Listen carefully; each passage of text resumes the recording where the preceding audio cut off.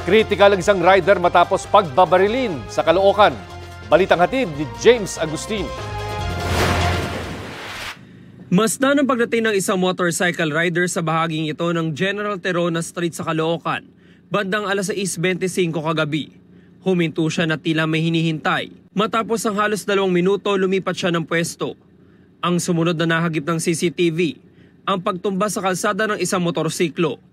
Binaril na pala noon ng 37 anyos sa rider na si Aladin Fundales. Maswerteng hindi nahagip ang anak niyang 11 anyos sa lalaki na angkas niya. Siya rin ang agad na humingi ng tulong.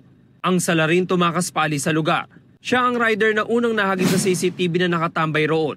Halos himatayin ng nanay ng biktima na makita ang duguan niyang anak.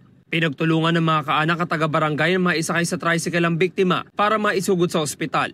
Kritikal ang kanyang kondisyon, bunsod ng mga tama ng bala ng baril sa iba't ibang bahagi ng katawan. Nakakuha ng soko ang 5 basyon ng bala sa pinangyarihan ng pamamaril. Inaalam pa ng pulisya ang posibleng motibo sa krimen. Yung biktima together with his son, galing somewhere, pauwi na.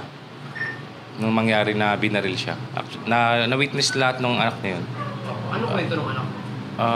Ang nakita lang, binaril daw yung tatay niya, yun lang naman.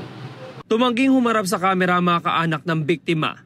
Sabi nila wala silang alam na kaaway ng biktima. Patuloy ang follow-up operation ng Caloocan Police para matukoy ang pagkakakilanlan ng salarin. James Agustin, nagbabalita para sa GMA Integrated News.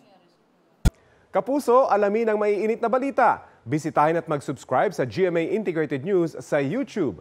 Sa mga kapuso abroad, samahan nyo kami sa GMA Pinoy TV at sa www.gmanews.tv.